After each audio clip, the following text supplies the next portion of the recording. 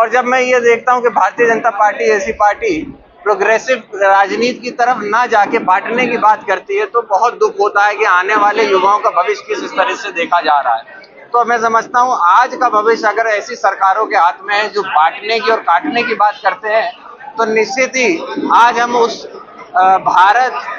विकसित भारत के सपने से बहुत कोसों दूर हैं इस भारतीय जनता पार्टी की सरकार। सपा नेता शिवपाल यादव के बेटे और बदायूं के सांसद आदित्य यादव ने मुरादाबाद से भाजपा सरकार पर जमकर हमला बोला। आपको बता दें कि कुंदरकी उपचुनाव से सपा कैंडिडेट हाजी रुझान के लिए प्रचार करने मुरादाबाद पहुंचे आदित्य यादव ने मीडिया से बातचीत करते हुए कहा कि भाजपा उपचुनाव जीतने के लिए हर पैंतरा आजमा रही है, लेकिन जीत सपा की ही होगी। आदित्य जी, एक दबाव की बात लगातार कही जा रही है कि प्रशासन दबाव डाल रहा है, क्या है, क्या क्या कहते हैं? देखिए, स्वाभाविक है, भारतीय जनता पार्टी की सरकार है, सरकार अपने हर पैतरे का इस्तेमाल करेगी चुनाव जीतने का। लोकतंत्र है और लोकतंत्र में प्रयास किया जाता 2024 में किया। 2024 से पहले जब मैनपुरी का उपचुनाव हुआ, क्या तब आदरणीय डिम्पल यादव जी जब चुनाव लड़ी थी तब ये प्रयास नहीं हुए? हमने सबने देखा किस तरीके से ये सारे प्रयास हुए, लेकिन इनका परिणाम यही रहा कि जनता कहीं ना कहीं इन सब चीजों से, सरकार से और भारतीय जनता पार्टी से और विरोध और रुष्ट हुई।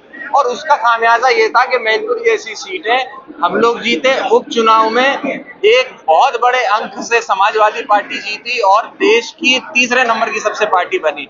तो निश्चित तौर पे जो भय का माहौल बनाया जा रहा है, भय किसी में है नहीं, एक माहौल बनाया जा रहा है, उस माहौल को बनाने दें, ये लोकतंत्र है। लेकिन हमारे कार्यकर्ता और बूथ स्तर तक का जो हमारा बूथ का पदाधिकारी है, हम सभी लोग एकजुट होकर पार्टी को निश्चित आने वाले विधानसभा चुनाव में जीत की तरफ अग्रसर करने का काम करेंगे।